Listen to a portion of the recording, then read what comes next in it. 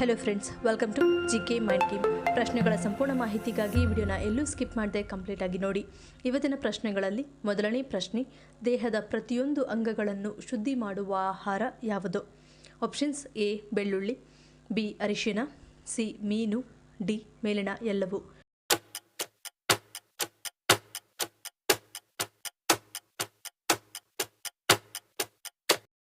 ಸರಿಯಾದ ಉತ್ತರ option D ಮೇಲಿನ ಎಲ್ಲವೂ.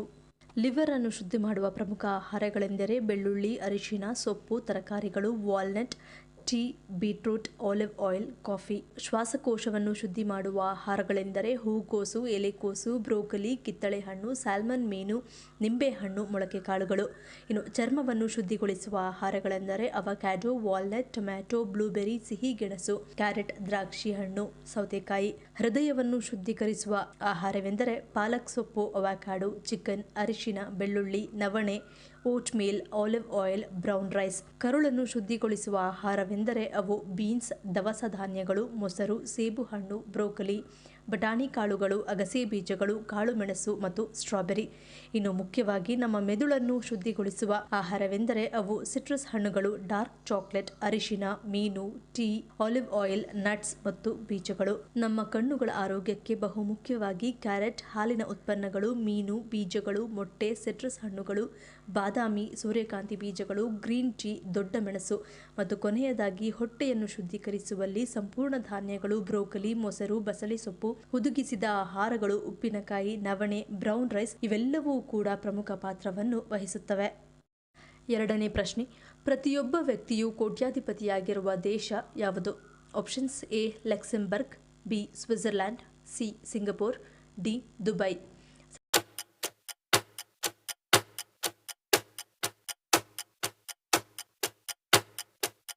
ಸರಿಯಾದ ಉತ್ತರ ಆಪ್ಷನ್ ಎ ಲಕ್ಸೆಂಬರ್ಗ್. ಲಕ್ಸೆಂಬರ್ಗ್ ಜನಸಂಖ್ಯೆ ಸುಮಾರು 6 ಲಕ್ಷ ಅಷ್ಟೇ, ಆದರೆ ಇದರ ತಲಾ ಆದಾಯ ವಿಶ್ವದಲ್ಲೇ ಅತ್ಯಧಿಕವಾಗಿದೆ. ಇಲ್ಲಿನ ಸರಾಸರಿ ತಲಾ ಆದಾಯ 1.35 ಕೋಟಿ ರುಗಳಿಗಿಂತ ಹೆಚ್ಚು. ಇಲ್ಲಿ ಪ್ರತಿಯೊಬ್ಬ ವ್ಯಕ್ತಿಗೂ ಒಳ್ಳೆಯ ಮನೆ, ಕಾರು ಮತ್ತು ಐಷಾರಾಮಿ ಜೀವನ ಶೈಲಿ ಇದೆ. ಲಕ್ಸೆಂಬರ್ಗ್ನ ಆರ್ಥಿಕತೆಯು ಬ್ಯಾಂಕಿಂಗ್, ಹಣಕಾಸು ಮತ್ತು ತಂತ್ರಜ್ಞಾನ ಕೈಗಾರಿಕೆಗಳನ್ನು ಆಧರಿಸಿದೆ. ಹಾಗಾಗಿ ಇಲ್ಲಿನ ಜನರ ಜೀವನವು ಉತ್ತಮ ಗುಣಮಟ್ಟದಲ್ಲಿದೆ. ತೆರಿಗೆ ಕಾನೂನುಗಳು ಸಹ ವ್ಯವಹಾರ ಸ್ನೇಹಿಯಾಗಿರುವುದರಿಂದ ಅಂತಾರಾಷ್ಟ್ರೀಯ ಕಂಪನಿಗಳು ಇಲ್ಲಿ ಹೂಡಿಕೆ ಮಾಡುತ್ತವೆ. ಶಿಕ್ಷಣ ಮತ್ತು ಆರೋಗ್ಯ ಸೇವೆಗಳು ಇಲ್ಲಿ ಉಚಿತ. ಸರ್ಕಾರವು ಪ್ರತಿಯೊಬ್ಬ ನಾಗರಿಕನಿಗೂ ಉನ್ನತ ಮಟ್ಟದ ಜೀವನ ಮಟ್ಟವನ್ನು ಒದಗಿಸುವುದರಿಂದ ಜನರ ಜೀವನವು ಉತ್ತಮವಾಗಿದೆ. ಸಂಪತ್ತಿನ ಜೊತೆಗೆ ಇಲ್ಲಿನ ಕಾನೂನು ಸುವ್ಯವಸ್ಥೆಯು ಅತ್ಯುತ್ತಮವಾಗಿದೆ. ಕೊಲೆ, ಸುಲಿಗೆ ಎನ್ನುವ ಅಪರಾಧಗಳು ಇಲ್ಲಿ ತುಂಬಾನೇ ಕಡಿಮೆ. ಮೂರನೇ ಪ್ರಶ್ನೆ, ಗರ್ಭಾವಸ್ಥೆಯಲ್ಲಿ ಥೈರಾಯ್ಡ್ ಮಧುಮೇಹದಂತೆ ಗರ್ಭಿಣಿಯರನ್ನು ಕಾಡುವ ಮತ್ತೊಂದು ಆರೋಗ್ಯ ಸಮಸ್ಯೆ ಯಾವುದು? Options: A fatty liver, B kidney stone, C ರಕ್ತಹೀನತೆ, D low BP.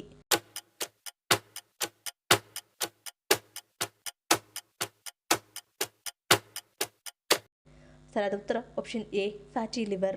Fatty liver ಎನ್ನುವುದು ದೇಹದ ಲಿವರ್ನಲ್ಲಿ ಅತಿಯಾಗಿ ಕೊಬ್ಬು ಜಮೆಯಾದ ಸಂದರ್ಭದಲ್ಲಿ ಕಾಣಿಸಿಕೊಳ್ಳುವುದು. ಇಂತಹ ಸಮಸ್ಯೆಯು ಇಂದಿನ ದಿನಗಳಲ್ಲಿ ವಿಶ್ವದಾದ್ಯಂತ ಹೆಚ್ಚಾಗುತ್ತಲೇ ಇದೆ. ಈ ಸಮಸ್ಯೆ ಸಾಮಾನ್ಯವಾಗಿ ಆಲ್ಕೋಹಾಲ್ ಸೇವನೆ ಮಾಡುವವರಲ್ಲಿ ಹಾಗೂ ಸೇವನೆ ಮಾಡದಿರುವವರಲ್ಲಿಯೂ ಕೂಡ ಕಾಣಿಸಿಕೊಳ್ಳುತ್ತದೆ. ಇದಕ್ಕೆ ಗರ್ಭಿಣಿಯರು ಕೂಡ ಹೊರತಲ್ಲ. ಹಾಗಾಗಿ ಗರ್ಭಾವಸ್ಥೆಯಲ್ಲಿ ಮಹಿಳೆಯರು ಈ ಕಾಯಿಲೆಯ ಬಗ್ಗೆ ಹೆಚ್ಚು ಜಾಗೃತೆ ವಹಿಸುವುದು ಉತ್ತಮ. ನಾಲ್ಕನೇ ಪ್ರಶ್ನೆ, ನಮ್ಮ ದೇಹದಲ್ಲಿ ಪಿತ್ತ ಹೆಚ್ಚಾಗಲು ಕಾರಣವಾಗುವ ಆಹಾರ ಯಾವುದು?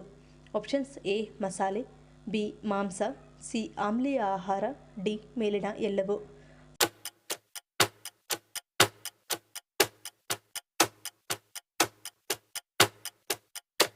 ಸರಿಯಾದ ಉತ್ತರ ಆಪ್ಷನ್ ಡಿ ಮೇಲಿನ ಎಲ್ಲವೂ. ಹೆಚ್ಚು ಮಸಾಲೆಯುಕ್ತ, ಕಹಿ, ಎಣ್ಣೆಯುಕ್ತ ಆಹಾರ ಮತ್ತು ಕರಿದ ಆಹಾರವನ್ನು ಸೇವಿಸುವುದು ಇದಕ್ಕೆ ಕಾರಣ.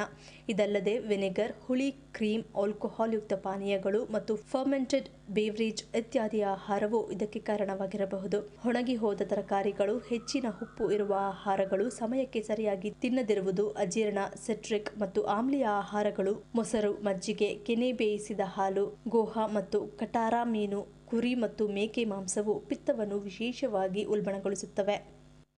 ಐದನೇ ಪ್ರಶ್ನೆ, ಸೌರಶಕ್ತಿಯಿಂದ ವಿದ್ಯುತ್ತನ್ನು ನಿಖರವಾಗಿ ಹೇಗೆ ಉತ್ಪಾದಿಸಲಾಗುತ್ತದೆ? ಆಪ್ಷನ್ಸ್: ಎ ಸಿಲಿಕಾನ್ ಕವಚ, ಬಿ ಗಾಜಿನ ಕವಚ, ಸಿ ಅರೆವಾಹಕ ವಸ್ತು, ಡಿ ಮೇಲಿನ ಎಲ್ಲವೂ.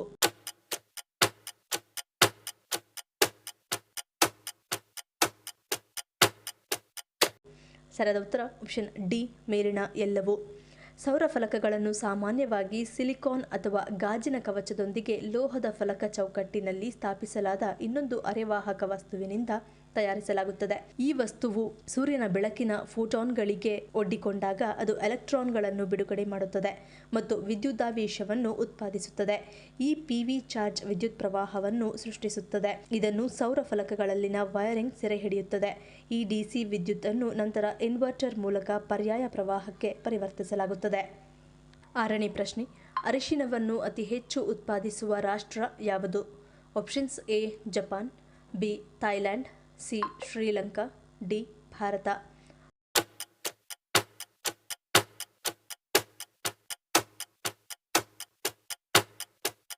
ಸರಿಯಾದ ಉತ್ತರ ಆಪ್ಷನ್ ಡಿ ಭಾರತ.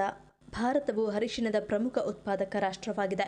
ಭೂಮಿಯ ಮೇಲಿನ ಯಾವುದೇ ದೇಶಕ್ಕಿಂತ ಇಲ್ಲಿ ಹೆಚ್ಚು ಅರಿಶಿನ ಬೆಳೆಯುತ್ತದೆ. ಅರಿಶಿನವನ್ನು ಭಾರತದ ಅನೇಕ ರಾಜ್ಯಗಳಲ್ಲಿ ಬೆಳೆಸಲಾಗುತ್ತದೆ.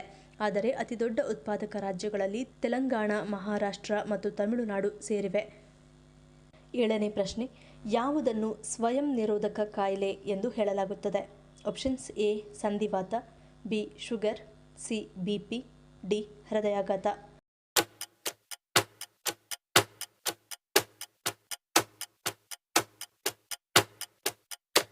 ಸರಿಯಾದ ಉತ್ತರ ಆಪ್ಷನ್ ರಿಮಟಾಯ್ಡ್ ಸಂಧಿವಾತ ಅಥವಾ ಸಂಧಿವಾತ ಒಂದು ಸ್ವಯಂ ನಿರೋಧಕ ಕಾಯಿಲೆಯಾಗಿದೆ.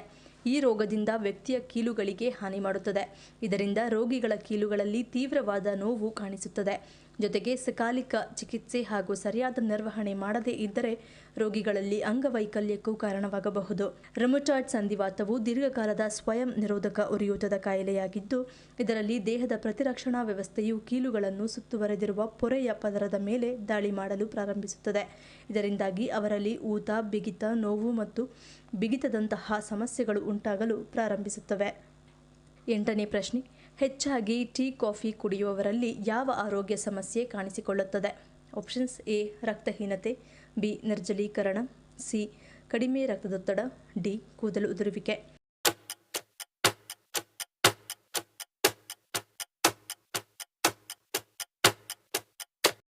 ಸರಿಯಾದ ಉತ್ತರ ಆಪ್ಷನ್ ಬಿ ನಿರ್ಜಲೀಕರಣ. ಹೆಚ್ಚು ಚಹಾ, ಕಾಫಿ ಅಥವಾ ಮದ್ಯ ಸೇವಿಸುವ ಜನರಿಗೆ ದೇಹದಲ್ಲಿ ನಿರ್ಜಲೀಕರಣದ ಸಮಸ್ಯೆ ಉಂಟಾಗುತ್ತದೆ. ಇದು ದೇಹದ ತಾಪಮಾನವನ್ನು ನಿಯಂತ್ರಿಸುವ ಸಾಮರ್ಥ್ಯದ ಮೇಲೆ ಪರಿಣಾಮವನ್ನು ಬೀರುತ್ತದೆ ಮತ್ತು ನೀವು ಹೆಚ್ಚು ಬಿಸಿಯಾಗಿರುವಂತೆ ಭಾಸವಾಗುತ್ತದೆ. ಶಾಖದ ಅನುಭವವು ಸಾಮಾನ್ಯ ದೈಹಿಕ ಪ್ರತಿಕ್ರಿಯೆಯಾಗಿದೆ, ಆದರೆ ಅದು ಅತಿಯಾಗಿದ್ದಾಗ ಅದರ ಹಿಂದಿನ ಕಾರಣಗಳನ್ನು ಅರ್ಥ ಮಾಡಿಕೊಳ್ಳುವುದು ಮುಖ್ಯವಾಗುತ್ತದೆ. ನೀವು ಸಾಮಾನ್ಯಕ್ಕಿಂತ ಹೆಚ್ಚು ಬಿಸಿಯಾಗಿದ್ದೀರಿ ಎಂದು ಭಾವಿಸಿದರೆ ಒಮ್ಮೆ ನಿಮ್ಮ ಜೀವನ ಶೈಲಿ ಮತ್ತು ಆರೋಗ್ಯವನ್ನು ನೋಡಿಕೊಳ್ಳುವುದು ಉತ್ತಮ. 9ನೇ ಪ್ರಶ್ನೆ, ಮೊಘಲ್ ಯುಗದ ಯಾವ ಪ್ರಸಿದ್ಧ ಕವಿ ತನ್ನ ಪ್ರಣಯ ಪದ್ಯಗಳು ಮತ್ತು ಗಜಲ್ಗಳಿಗೆ ಪೂಜ್ಯ? Options A Mirza Ghalib, B Mir Taqi Mir, C Bahadur Shah Zafar, D Allama Iqbal.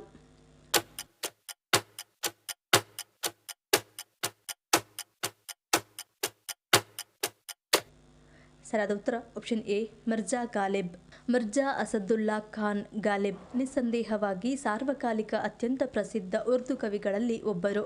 ಅವರು ಗಜಲ್ ಪ್ರಕಾರದ ಪಾಂಡಿತ್ಯಕ್ಕೆ ವಿಶೇಷವಾಗಿ ಹೆಸರುವಾಸಿಯಾಗಿದ್ದಾರೆ ಮತ್ತು ಅವರ ವಚನಗಳು ಭಾವೋದ್ರಿಕ್ತ ಭಾವನೆಗಳು, ತಾತ್ವಿಕ ಚಿಂತನೆಗಳು ಮತ್ತು ಹಾಸ್ಯಮಯ ಪದಪ್ರಯೋಗದಲ್ಲಿ ಮುಳುಗಿವೆ.